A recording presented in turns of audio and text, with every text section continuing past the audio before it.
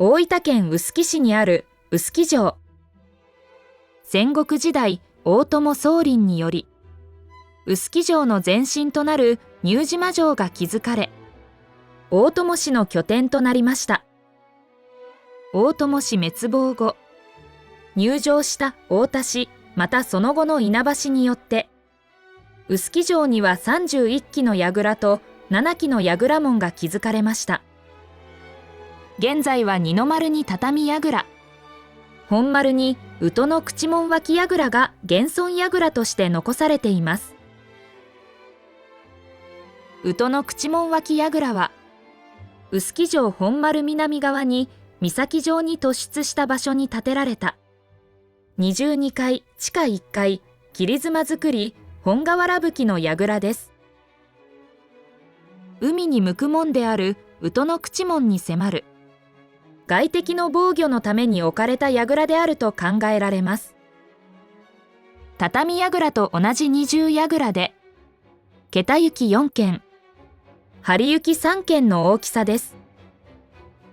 解体修理時に発見された棟札から、嘉永7年に棟上げされたことがわかります。畳櫓と同じような外見構造に見えますが、櫓の北半分に誓いを持つこと、鉄砲様の外側蓋が突き上げ式になっていることなどの違いがあります。櫓の地下にはかつて稲荷神社があったとされていて、その名残か誓いの中心に朱色の柱が残されています。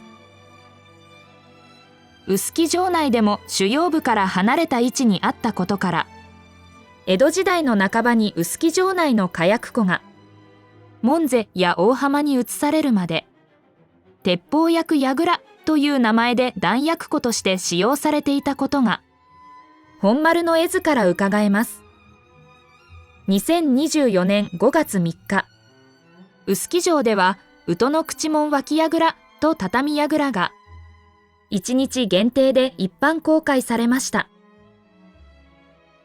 宇土の口門脇櫓は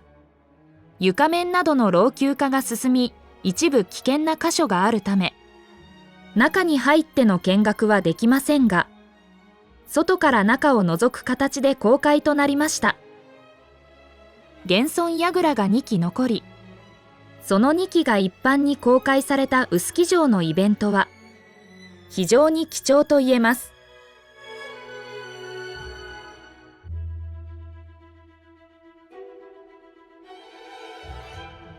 臼杵城とその臼杵城の城下町に残る遺構の魅力がさらに広がっていくことを願わずにはいられません。臼杵城は変わりゆく臼杵の城下町とともに今も生き続けています。